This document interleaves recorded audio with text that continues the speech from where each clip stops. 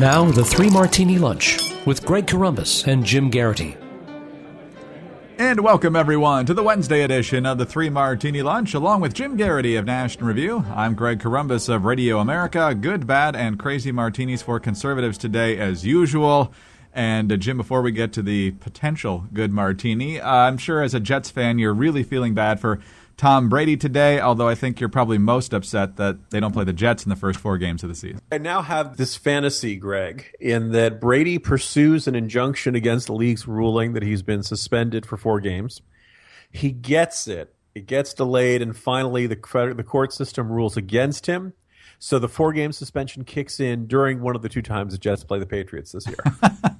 And actually, I'm putting this question to my Patriot fan friends, that would you rather lose him for the first 4 games against some tough teams in there like Pittsburgh and I believe the Cowboys are in there and things like that. But the flip side is, the next 4 games or later in the season, you end up with, in addition to the Jets, you end up with, I believe it's the Colts, also a tough team, Dolphins and Redskins. If that's the easier portion of the schedule, would you rather not have your quarterback for the hard games or for the easy games? Because at the end of the year, if you lost the easy games, it might be more frustrating. You'd rather have Brady, take care of business against the bad teams. And when you lose the first couple of games, that's because they didn't have Brady. You have that built-in explanation there.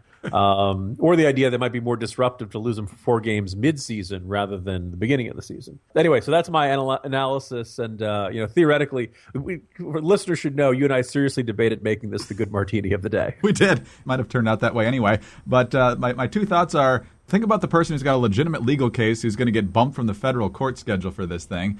And my takeaway question for you is, who's going to pay a stiffer price for destroying classified material, Tom Brady or Hillary Clinton? Ooh, that is good, Greg. I'm going to steal that. That's excellent line. All right, on to the good martini now. At least it could be. Mullah Omar could be dead. Mullah Omar, of course, was the head of the Taliban at the time that the Taliban and Al-Qaeda were buddy-buddy in Afghanistan. That all ended in the fall and into the winter of 2001 when the U.S.-led coalition came in there and obliterated the Taliban, but he ended up in hiding for many, many years. I think we had a chance to get him in the tunnels underneath Waziristan in Pakistan a few years after that, but for the most part, it looks like he has survived. Now Afghan intelligence is reporting that he's not only dead, but actually been dead for 2 years. The Taliban vociferously denying that, but if in fact this is true, Jim, the death came about 12 years after 9/11, and obviously that's a long time, but for someone who had such a critical role in the deaths of so many innocent people, it's gratifying to know there's a good chance he's been taken out. It's not terribly implausible, since really no one has seen any serious proof of life for him in many, many years. And so it's not surprising there would be rumors that he's died. But, interestingly, there's only one really good photo of him from the 1980s and 1990s. Nobody's really seen him since the fall of the Taliban in 2001. So, this is kind of interesting and plausible rumor here. It would be a useful victory for the United States to just have him not on the scene. This is the guy who protected bin Laden. On the other hand, if he just died in a cave somewhere, one theory is he had some sort of disease. Another theory is that one of his lieutenants turned on him. It's kind of frustrating that, the massive manhunt and all the forces the U.S. had in Afghanistan never managed to successfully uncover him. On the other hand, as we've haven't heard from this guy in the better part of 14 years or so, you could argue that the United States military intervention in Afghanistan effectively took him out of the game. That if you're hiding in a cave somewhere, you are not actually doing anything in terms of attempting to control the Taliban. And we kind of forced him into retirement, you could say. And it's a sign that if you protect a terrorist who attacks Americans, you will eventually encounter very severe consequences. Yeah, well, let's hope that's the case, although something tells me his replacement won't be all that much better, but at least that's good news. All right, on to the Bad Martini now, and this is courtesy of your colleague Joel Gerke at National Review, who last week broke the story of the side deals that had not been reported to Congress by the Obama administration about IAEA inspections and their ability to negotiate and make concessions without Congress reviewing those concessions. Yesterday, Secretary of State John Kerry and other members of the cabinet testifying before the House Foreign Affairs Committee under questioning from California Democrat Brad Sherman. The question was, let's say Congress doesn't take your advice. We override a veto, and the law that's triggered then imposes certain sanctions. Will you follow the law even though you think it violates this agreement clearly?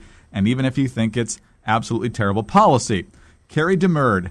I can't begin to answer that at this point without consulting with the president and determining what the circumstances are. Sherman was clearly surprised by the answer. So you're not committed to following the law?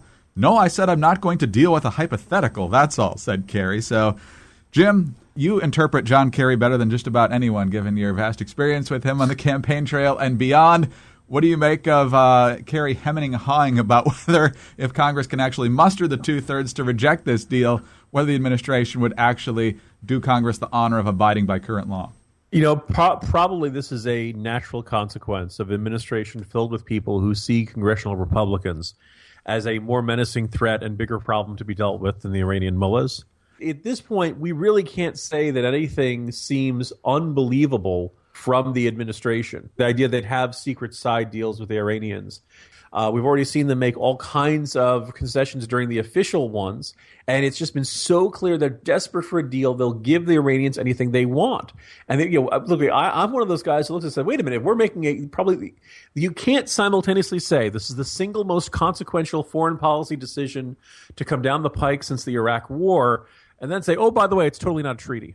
And isn't required to have congressional approval. And this is the Corker deal was a pathetic capitulation on the part of Republicans because, yes, this is a treaty. And as a result, it should require ratification by the Senate. And, I think the administration knew it was always going to have a hard time getting 50 votes. So they much preferred a system where they only need 34. And look, maybe the suggestion that there are secret side deals might persuade a few more Democrats to feel nervous about this. But at this point, I'm not feeling very optimistic. Okay, on to the Crazy Martini now, and what could have easily been the Bad or Crazy Martini today was the third video from the Center for Medical Progress. This one by far the most grisly. Once again, the focus being on Planned Parenthood potentially profiting off of the sale of the parts of aborted babies to medical research firms. This one had the graphic undercover video of abortionists actually picking through the remains of an aborted baby just shy of 12 weeks old. Absolutely heartbreaking to watch, but important to know what's going on. But it's not getting as much coverage as the first video, and now I think we know why. The Federalist reporting, how bad is the baby organ trafficking story for Planned Parenthood? So bad that the nation's largest abortion provider has hired a pricey PR firm to bully media outlets into not covering the scandal. According to Politico, Planned Parenthood hired Democratic megafirm SKD Knickerbocker to handle its public relations efforts surrounding the widening organ trafficking scandal. And basically, you've got the Huffington Post gladly not reporting on any subsequent videos. Vox is not doing it. BuzzFeed's not doing it. The network newscasts are certainly finding other things to talk about than this as well. Then Politico had the audacity to do a story and tweet about the fact that this PR firm was in fact pressuring media outlets not to report on the story, and then they must have gotten pressure on that because they then deleted the tweet, Jim. So the courage of the press is on full display here. I was going to say, if you ever wonder, does the press take orders from Democratic strategists? Well, certainly it seems like that's the case here. Most of the institutions you listed there weren't that surprising. The idea of Vox or somebody ignoring a story because it's inconvenient to Democrats doesn't seem the least bit surprising. There are two interesting things that really jump out at me. One is this idea that, well, you can't show the videos because they're invading to patient privacy. How many patients do we see in those videos, Greg? Just the baby. What patient is having their personal information exposed there? Even if there was something in there like, okay, let's not do that. The comments of the doctors, i.e., let's see how much we can get for this and stuff like that, that certainly would seem fair game. So I'm kind of left baffled by their explanation. It seems like they're just kind of pulling them out of thin air. I'm kind of just baffled and frustrated by the acquiescence of the media. Because apparently, it was once you do that, once somebody says to you, please don't run a story, please don't cover this stuff because it's inconvenient to us, shouldn't that bring out your sense of, heck no, you don't tell me what my job is, you don't tell me what's newsworthy, you're not the boss of me. But I guess apparently if you're a reporter and Knickerbocker calls, they are the boss of you. Unbelievable. And the White House carrying the water, Democrats carrying the water. Very few are actually breaking ranks here, even if it's pro-choice. There's some activists who are upset about it. Kirsten Powers is one that comes to mind initially. But for the most part, it's lockstep. This is the one issue where any deviation from the liberal orthodoxy seems completely unacceptable, perhaps even more than some other hotbed and bread and butter liberal issues. There are certain issues where it kind of gets you in your gut. I know I've heard a lot of people who watch those videos have been outraged. I've heard a lot of people say, I'm kind of afraid to watch them. And yes, the third one does have some graphic things in it. People have been kind of expressing some surprise that Fox News, you're seeing little hands and stuff in there. Mm-hmm. It is really, really disturbing. And I can understand the reticence. I can understand all that kind of mentality. But man, oh man, I am just... The idea of, well, it's too unpleasant, so we're not even going to talk about it. We're going to pretend it didn't happen. That's the opposite of news. That is, hiding the truth, which is exactly what journalists are not supposed to be doing here. We will see over time if eventually the news media recognizes they're attempting to being spun, they're attempting to be bullied, and that their job to the truth, overrides any concerns about getting along with Knickerbocker at the next cocktail party. Jim, we'll leave it there. Talk to you tomorrow. See you tomorrow, Greg. Jim Garrity of National Review. I'm Greg Corombos of Radio America. Thanks for being with us today. Please tune in again on Thursday for the next 3 Martini Lunch.